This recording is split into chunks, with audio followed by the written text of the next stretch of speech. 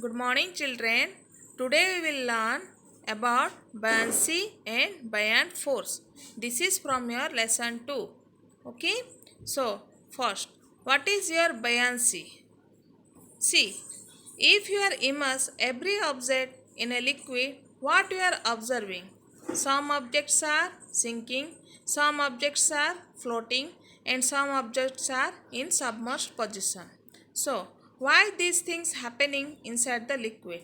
Because of the buoyancy. This process is our buoyancy, and the force which makes these things to be like this is our buoyant force. Buoyant force is our upward force which is exerted inside the liquid upon the object.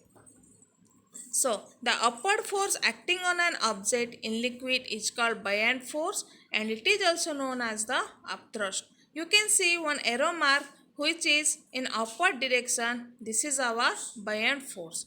Always our buoyant force in our upward direction. Okay, if the object is lighter, then the object will float because the upward force will be more than the weight of the object. If the upward force of the liquid will be less than the weight of the object, then the object will sink. But if both upward force and buoyant force will be same, then the object will be in the submerged position. Next, now we will understand about the factor affecting buoyant force. What are the factors affecting our buoyant force or upthrust? That is our volume of the object, and another is our density of liquid. Okay, so all of you know volume. Volume is what? It is the space occupied by an object. So if volume will be more, then more upthrust, more upward force. So the object can float easily.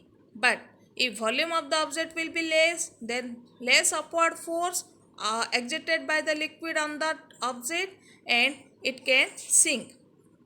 Like that, density of liquid also defines your buoyant force. If density of liquid will be more, then more upward force will be exerted on that object. Okay, so all of you know that in our sea water,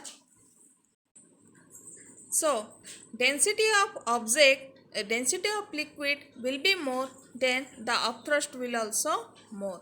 It is easier to swim in seawater because seawater exerts a greater buoyant force on the swimmer.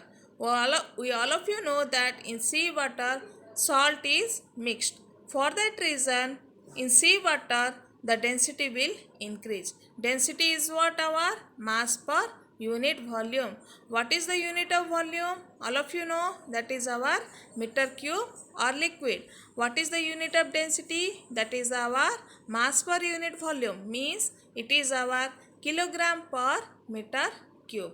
So what we have understood, if both volume and density will increase, then our upthrust will also increase. So buoyant force is directly proportional to the volume of the object as well as density of the liquid.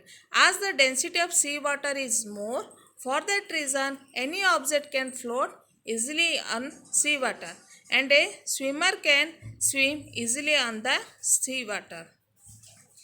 Next, now we will understand about our Archimedes principle. What is Archimedes principle tells?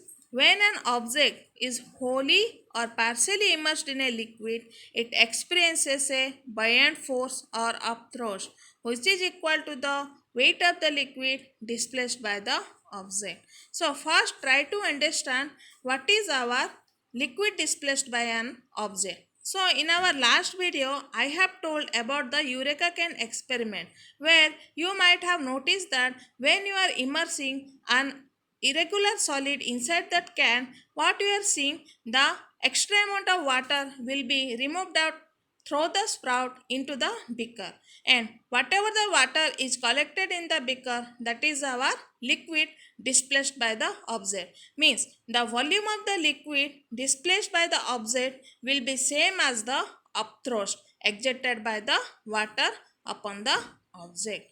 So when an object is wholly or partially immersed in a liquid, when you are putting an object inside the liquid wholly or partially, what you are observing, it experiences a buoyant force, or that is our upthrust. And what is the value of this upthrust? That is equal to the weight of the liquid displaced by the object. So if anybody can ask, what do you understand by buoyant force acting on an object, what is its value, then you can tell that it is the weight of the liquid displaced by that object. So this is about our buoyant force and Archimedes principle.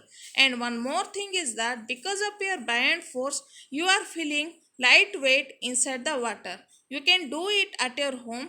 Put some objects inside the liquid and try to find out the weight of the object in the liquid and outside the liquid, and you will see that inside the liquid, when you are taking out that object, it will be lighter as compared to your outer surface, because liquid exerts upward force which makes the object lighter, and that weight of the object inside the liquid is known as our apparent weight. So this apparent weight will be equal to our actual weight minus upthrust. This is all about our buoyant force, buoyancy, and Archimedes principle. Hope all of you understood. Thank you.